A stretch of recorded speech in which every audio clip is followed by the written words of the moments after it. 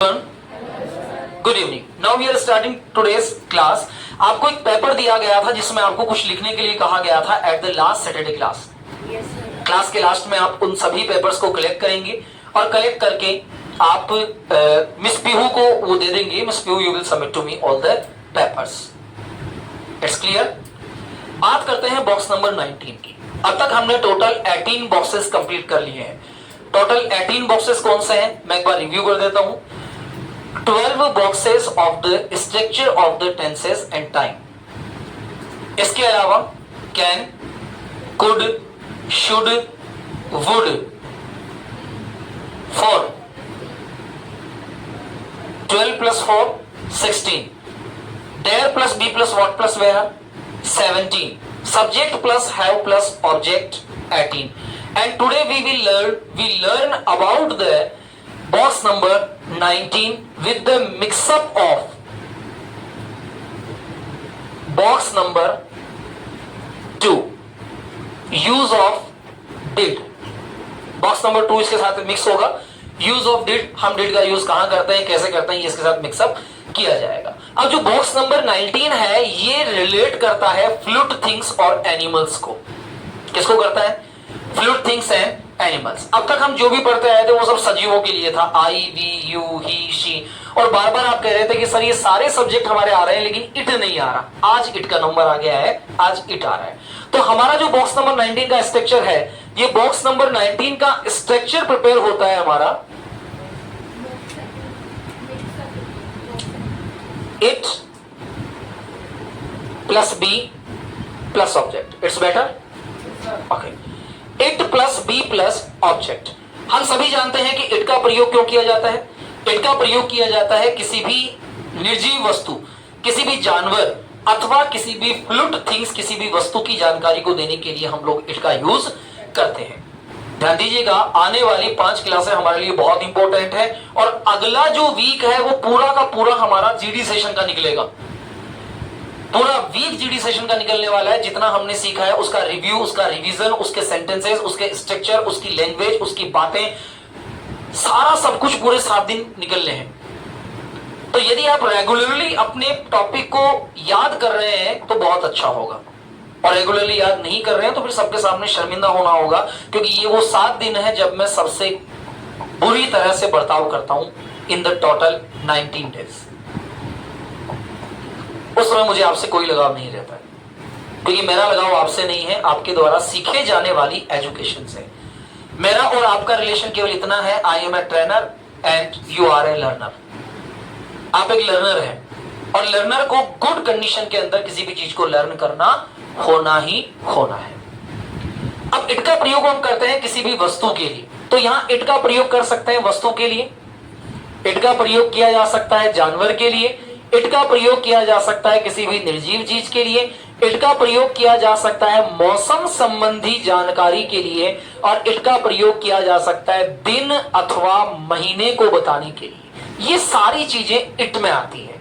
यानी कि अच्छा, इट का प्रयोग किया जा सकता है दूध पीते हुए बच्चे के लिए। दूध पीता बच्चा, बेबी, बेबी जो वर्ड होता है ना, बेबी बाबा, बेबी गर्ल के लिए हो गया, बाबा बॉय के लिए हो गया। तो लड़का अगर छोटा सा बच्चा है तो वो क्या हो जाएगा? लड़का अगर है तो वो क्या हो जाएगा? बाबा। ये प्रॉपर वर्ड होता है, हम नहीं बोलते। और अगर बच्ची है, बेटी है, तो वो क्या हो जाएगी? बेबी, है ना। लेकिन हमारे ग्रामीण परिवेश के अंदर दोनों को मिस कर दिया गया। बेबी और बाबा मिलाकर दोनों बन गए बाबू। बेबी और बाबा मिलकर क्या बन गया? बाबू बन गया। आजकल की माएं अपने बच्चों को कहते हैं बाबू, बच्चा। Baby word for the girl child, Baba word for the boy child. जो छोटा बच्चा होता है, दूध पीता हुआ, जिसकी उम्र दूध पीने की होती है, बहुत छोटा होता है, वो इट की कैटेगरी में ले लिया जाता है, क्योंकि वो स्वतः कोई काम नहीं कर सकता है। जैसे गर्ल और बॉय कैटेगरी को डिवाइड किया जाता है। यहां ध्यान दीजिएगा, सबसे पहला जो कैटेगरी होता है वो होता है फीटस, भ्रूण। ये किसकी कैटेगरी में आता है? इट की कैटेगरी में, एम्ब्रियो जिसे कहा जाता है। इसके बाद जब बच्चे का जन्म होता है तो वो 2 कैटेगरी में बढ़ जाता है, बेबी एंड बाबा। ये दोनों किसकी कैटेगरी में आते हैं? इट की कैटेगरी। जब वो थोड़ा सा और बड़ा होगा तो यहां हो जाएगा बॉय और यहां क्या हो जाएगी, गर्ल, बॉय एंड गर्ल। जब बॉय और गर्ल थोड़े और बड़े होंगे तो वो हो जाएंगे young boy and young girl, young boy and young girl. इसका मतलब होता है युवा और इसका मतलब होती है युवती, इसका मतलब होता है लड़का और इसका मतलब होता है लड़की, इसका मतलब होता है बच्ची और इसका मतलब होता है बच्चा। ये शब्द होते हैं जो हमें यूज करने होते हैं। अब यहां से थोड़ा सा आगे चलेंगे तो ये बन जाएगी, ये बन जाएगा मैन और ये बन जाएगी वुमन। ये क्या बन जाएगा, मैन, और ये क्या बन जाएगी, वुमन। फिर जब ये थोड़े और बड़े होंगे तो ये बन जाएंगे aged man and aged woman. जब ये और बड़ी अवस्था में चले जाएंगे तो ये चले जाएंगे old man and old woman, old man and old woman. समझ में आ गया। अब यहां से जो एम्ब्रियो यानी कि फीटस से जो कंडीशन स्टार्ट हुई वो आगे बढ़ी, बेबी, बाबा, boy, girl, young boy, young girl, man, woman, aged man, aged woman, old man, old woman. Clear हो गया। अब इन शब्दों का प्रयोग, हालांकि हम सबके लिए एक ही जैसे शब्द का प्रयोग करते हैं लेकिन सबके अलग डिफरेंटिव वर्ड्स होते हैं और उन अलग अलग शब्दों के साथ इनका यूज हमारे द्वारा किया जाता है। अब यहां मैं यूज कर रहा हूं बेबी या बाबा के लिए, तो मैं कहूंगा इट वॉज ए चाइल्ड। अब यहां बेबी शब्द गायब हो गया, बेबी चाइल्ड, बेबी चाइल्ड बच्चा, बिल्कुल छोटी उम्र का। तो इनके साथ हम किसका प्रयोग कर सकते हैं, इट का। अगर मुझे प्रयोग करना है किसी दिन के लिए, मैं कहता हूं ये रविवार का दिन था, यह रविवार का दिन था। अब कई बार हम क्या लगाते हैं, it was the day of Sunday. भाई मंडे का मतलब ही सोमवार का दिन होता है, मतलब का मतलब होता है सोम, मन का मतलब क्या होता है, सोम। ट्यूज का मतलब क्या होता है, मंगल। वेड का मतलब क्या होता है, बुध। थर्स का मतलब क्या होता है, गुरु। फ्राई का मतलब क्या होता है, शुक्र। और सैट का मतलब क्या होता है, शनि। इनके साथ जब डे लगा दिया जाता है तो इसका मतलब होता है जैसे मन डे, सोम का दिन, सोमवार। ट्यूसडे, ट्यूस का दिन यानी कि मंगल का वार, मंगलवार। वेड का डे, वेडनेसडे। बुध का दिन यानी कि बुधवार। थर्सडे, गुरु का दिन, गुरुवार। शुक्र का दिन, शुक्रवार। शनि का दिन, शनिवार। अब इसका पूरा नाम अगर लिया जाएगा तो पूरा नाम कहलाएगा शनिवार का दिन, सोमवार का दिन, मंगलवार का दिन, बुधवार का दिन, गुरुवार का दिन। गुरुवार को बृहस्पतिवार भी कहा जाता है। अब यहां देखिए कि यहां जो हमारा शब्द है ये इट, ये पहले तो लिया जाएगा दूध पीते हुए छोटे बच्चे के लिए। इसका यूज लिया जा सकता है दिन अथवा महीने के लिए। जैसे मैंने कहा यह रविवार का दिन था, बोल के दिखाइए मुझे, इट वॉज संडे। यह सोमवार का दिन था, यह मंगलवार का दिन था, इट वॉज, ये बुधवार का दिन था, यह गुरुवार का दिन था, यह शुक्रवार का दिन था, यह शनिवार का दिन था और यह रविवार का दिन था।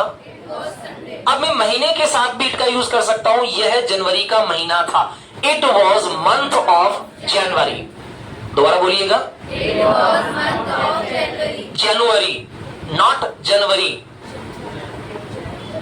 It was month of January. Speak out again. यह फरवरी का महीना था जब तुम पैदा हुए, व्हेन यू बॉर्न। अब देखो लैंग्वेज बनी, फरवरी का महीना था जब तुम पैदा हुए, it was the month of the February when you born. ये मार्च का महीना था जब तुम पहली बार मेरे घर आए थे, it was the month of March when you came at my home first time. अब when you came at my home, ये कौन सा बॉक्स हो गया, box number two you can, subject verb की सेकंड फॉर्म प्लस ऑब्जेक्ट के साथ it को हम लोग कनेक्ट करके आगे बढ़ रहे हैं। यह मार्च का महीना था जब तुम मेरे घर आए। It was month of March when you came first time at my home. यह अप्रैल का महीना था जब मैं पहली बार स्कूल गया। It was month of April, अप्रैल नहीं है भाई, अप्रैल। It was the month of April when I went first time to the school. यह मई का महीना था जब मैंने तुम्हें पहली बार देखा। It was the month of May when I, हाँ सा बिल्कुल देखना सा सही है, when I saw you first time. It was the month of June जब मैंने अपनी नौकरी ज्वाइन की। It was the month of June when I joined my service. ये जुलाई का महीना था जब मैंने अपने जीवन में पहली बार पिज्जा खाया। It was the month of July when I eat pizza first time in my life. ये अगस्त का महीना था जब मैंने पहली बार राम मंदिर देखा। It was the month of August when I visited Ram मंदिर first time. ये सितंबर का महीना था जब मैंने मूसलाधार बारिश देखी। It was the month of September when I saw the heavy rain. मूसलाधार बारिश मतलब क्या हो गया? Heavy rain. ये अक्टूबर का महीना था जब मैंने पहली बार चाय बनाई। It was the month of October when I prepared tea first time. ये नवंबर का महीना था जब मैंने नया स्वेटर खरीदा। It was the month of November when I bought a new sweater. ये दिसंबर का महीना था जब मैं सर्दी की छुट्टियों में अपने मामा के घर गया। It was the month of December when I went to my maternal uncle's house in winter vacation. अब देखिए दो सूत्रों को कंबाइन करके पढ़ रहे हैं। कल 4 को कंबाइन करेंगे, परसों 5 को कंबाइन करेंगे और फिर जब अगला मंडे आएगा तब पूरे 20 स्ट्रक्चर कंबाइन करके सेंटेंस बनाई जाएंगे। कुछ सीख रहे हैं आप लोग? सेंटेंस को कंबाइन करने से हमारी लैंग्वेज डेवलप होती है। अब यहां मैंने प्रयोग इट का किसके लिए किया? दूध पीते बच्चे के लिए, दिन के लिए, महीने के लिए। अब मैं इट का प्रयोग कर रहा हूं मौसम के लिए। अगर मौसम और मौसम से संबंधित जानकारी मुझे देनी है, इससे रिलेटेड बात मुझे करनी है, तो भी मैं इट का यूज कर सकता हूं। यह मेरी गर्मी की छुट्टियां थी। देखो इट लगाना पड़ा ना मुझे यहां। ये मेरी सर्दी की छुट्टियां थी। यह एक बरसात का दिन था। यह एक गर्मी का दिन था। हॉट डे, हॉट डे गर्मी का दिन, सर्दी का दिन कोल्ड डे। यह एक गर्म दिन था। It was a warm day. ये एक ठंडा दिन था। It was a cold day. यह एक उमस भरा दिन था। It was a very humid day. समझ में आ गया? तो मैंने इट का प्रयोग कहां कर दिया? दूध पीते बच्चे के लिए। मैंने इट का प्रयोग कहां कर दिया? दिन और महीनों के लिए। मैंने इट का प्रयोग कहां कर दिया? मौसम के लिए। अब बारी आती है निर्जीव अथवा वस्तु, निर्जीव चीज अथवा वस्तु के लिए। ये एक मार्कर पेन है। आजकल चल रहा है, रील्स पे बहुत चल रहा है, मार्कर पेन बहुत चल रहा है, ट्रेंडिंग में है। एक लड़का शॉप पर जाता है और कहता है भाई साहब 2 मार्कर पेन देना, और वो 2 चौटे मारता है, उसके बाद उसको देता है ले पेन। क्योंकि उसने सेंटेंस क्या कहा? भाई साहब 2 मार्कर पेन देना। अब दुकानदार क्या करता है? 2 लगाता है उसके, और 2 लगाने के बाद उसको एक सामान्य सा पेन उठाकर दे देता है, लीजिए। अब वो कंफ्यूज होता है कि मैंने जो कहा वो गलत था या दुकानदार ने जो सुना वो गलत था। देखिए कहने और सुनने दोनों में अवस्थाओं का फर्क होता है। मैंने कहा एक मार्कर पेन देना, अब किसी व्यक्ति ने मुझे एक मार दी और फिर पेन दिया, तो मैं उसे क्या कहूं? क्योंकि मैंने खुद ने उसे कहा कि भैया एक मार्कर पेन देना, एक मार्कर पेन देना। चलो क्लास के बीच में एक छोटा सा जोक याद आ गया, सुना देता हूं। मैं मन में नहीं रखता हूं, पेट में दर्द हो जाता है मन में रखने से, बात है ना, सुना देता हूं। एक गंजा व्यक्ति था मेरी तरह। उसके सिर में केवल 2 बाल थे। कितने बाल थे? 2 बाल। दोनों बालों ने सोचा कि है बढ़िया होगा कि हम मैरिज कर लेते। लेकिन जैसे ही दोनों बाल शादी करने के लिए गए, पुलिस ने उन्हें गिरफ्तार कर लिया। क्या कोई बता सकता है ये घटना क्यों घटित हुई? कोई नहीं बता सकता। बेटा, बाल विवाह कानूनी अपराध है।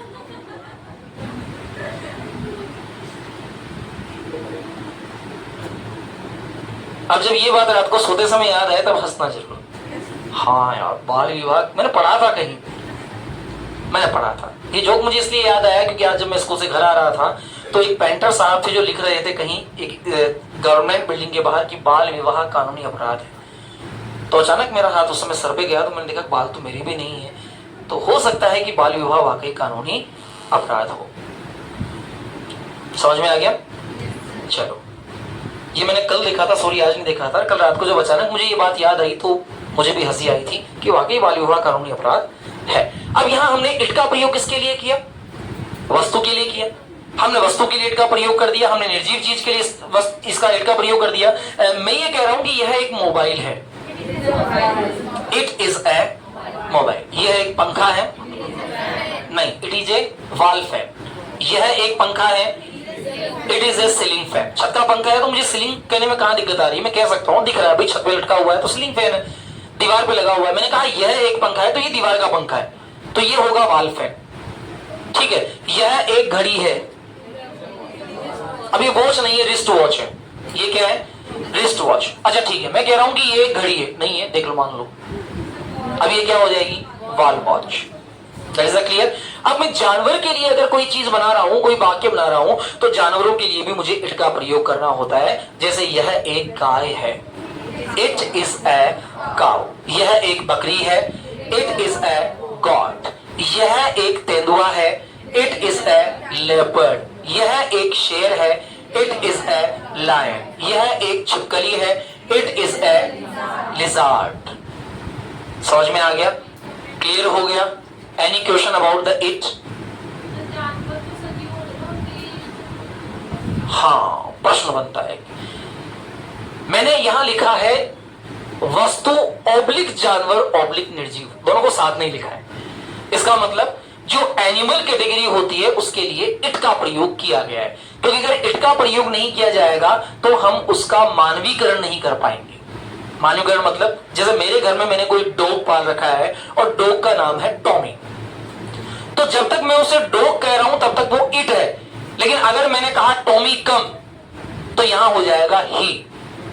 यहां क्या हो जाएगा? ही। क्योंकि किसी भी जानवर, हमारे परंपरा है कि हम जानवरों के नाम रखते हैं। आज भी हमारे घर में गाय का नाम गंगा होता है, होता है कि नहीं होता है? गाय का नाम लक्ष्मी होता है। तो हम जानवरों के नामों को लिखते हैं। अगर मैंने कहा कि इट इज लक्ष्मी, अब ध्यान दीजिए, इट इज लक्ष्मी कहूंगा तो क्या लक्ष्मी नाम इंसान का नहीं होता है? होता है ना। तो मैं कैसे पता लगाऊंगा कि लक्ष्मी नाम इंसान का है या गाय का है? तो कुछ तो डिफरेंस होना होगा ना। तो मैं कहूंगा it is my cow, her name is Lakshmi.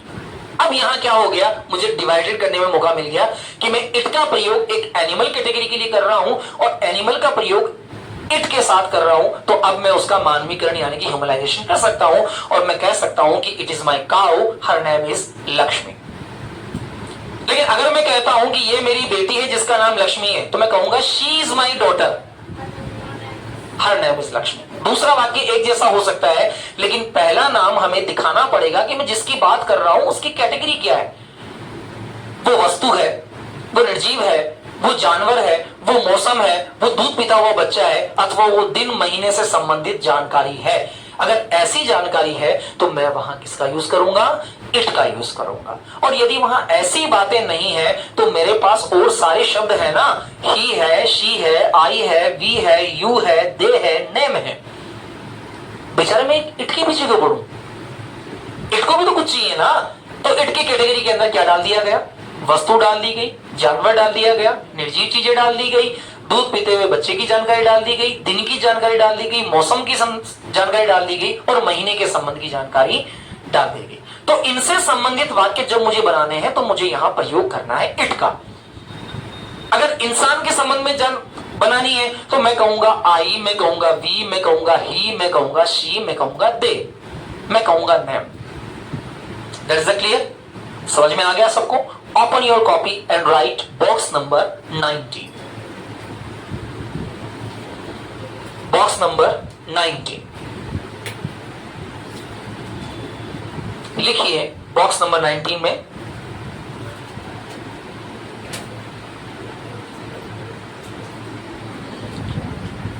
we use structure of box number 19.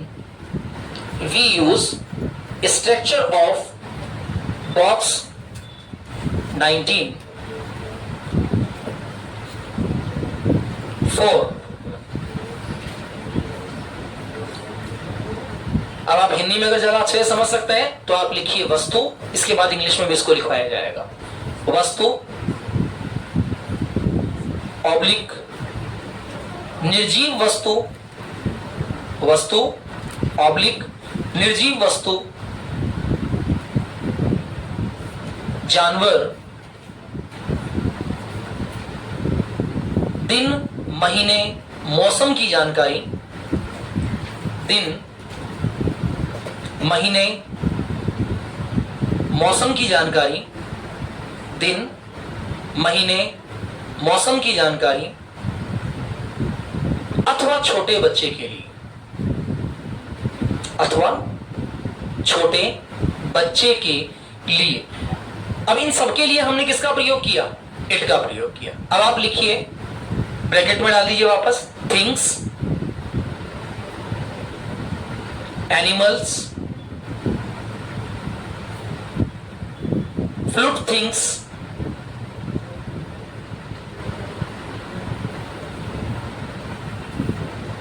information about weather, information about weather, oblique day, oblique month,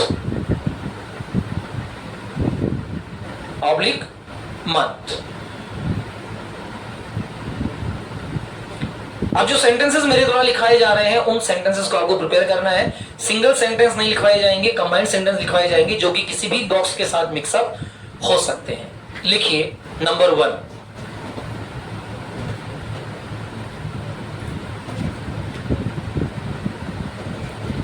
कल मैंने एक कुत्ते का बच्चा खरीदा। अब कुत्ते के बच्चे को कहा जाएगा पपी।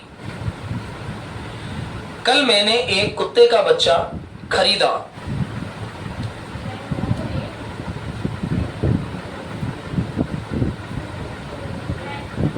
कल मैंने एक कुत्ते का बच्चा खरीदा। यह जर्मन शेफर्ड था।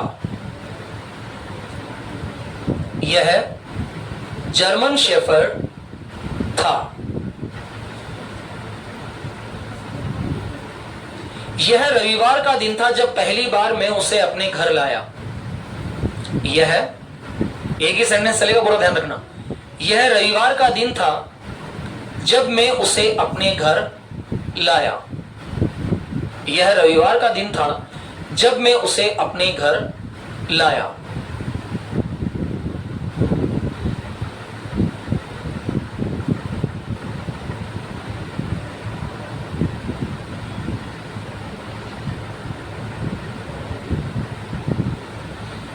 मेरे घर में अन्य भी कई जानवर थे।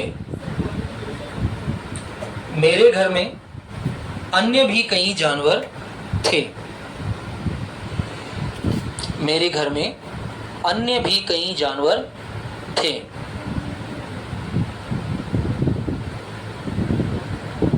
जैसे खरगोश,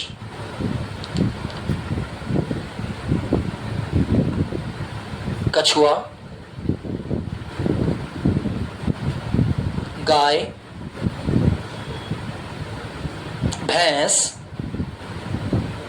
आदि।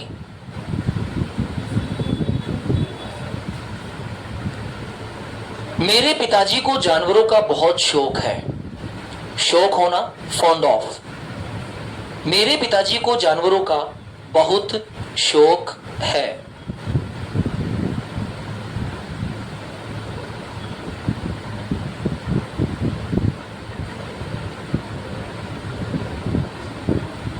क्या आपको जानवर पसंद है?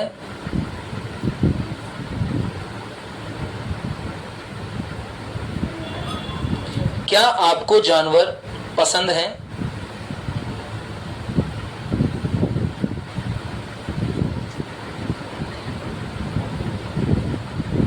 मैं सोचता हूं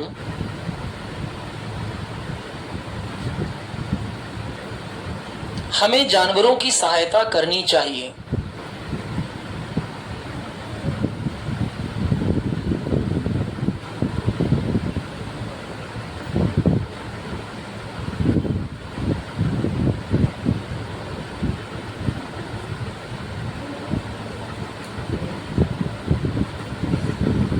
सेंटेंस नंबर 2,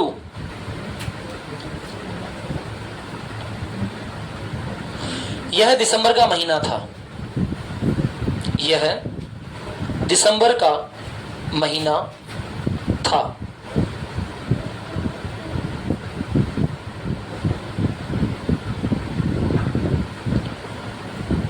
जब मैं पहली बार अपने मामा से मिला। यह दिसंबर का महीना था। Join live class. यह दिसंबर का महीना था जब मैं पहली बार अपने मामा से मिला।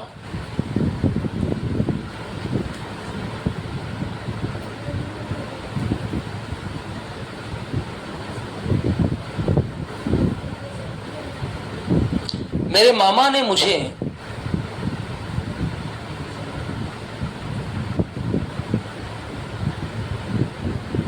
एक पेन उपहार में दिया। अब उपहार में दिया मतलब गिफ्टेड। मेरे मामा ने मुझे एक पेन उपहार में दिया।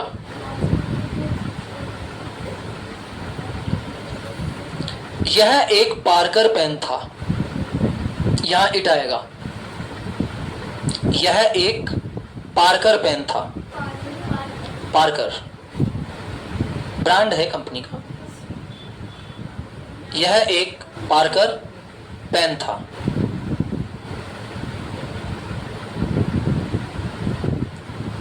यह मेरे लिए बहुत उपयोगी था। Situation of the negative things. यह मेरे लिए बहुत उपयोगी था। It was very useful for me. यह मेरे लिए बहुत उपयोगी था।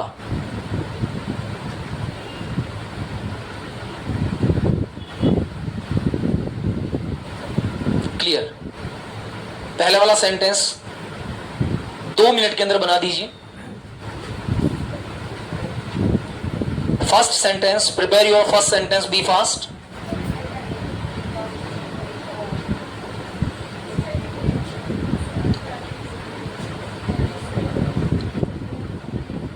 फर्स्ट सेंटेंस को बनाकर दिखाइए।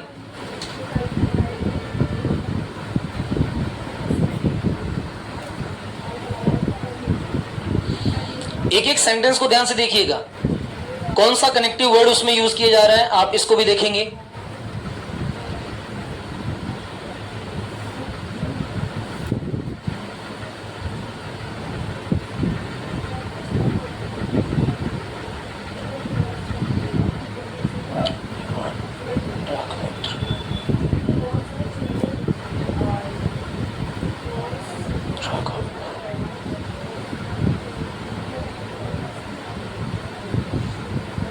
Today Aditya did not come.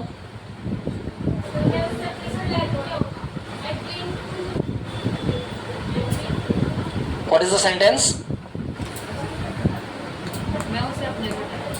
हाँ, घर लाया मतलब ब्रोट। ब्रिंग की सेकंड फॉर्म, ब्रिंग यानी लाना, BROUGST। I brought it at my home.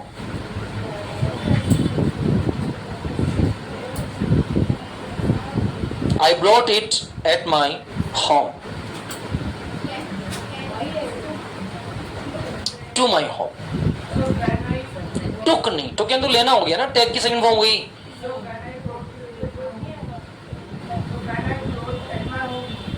When I brought it at my home. इसे शब्द दिया गया ना, मैं इसे अपने घर लाया, इसे, इसी को क्या कहेंगे, एनिमल कैटेगरी है, तो यहां क्या आना चाहिए, इट आना चाहिए।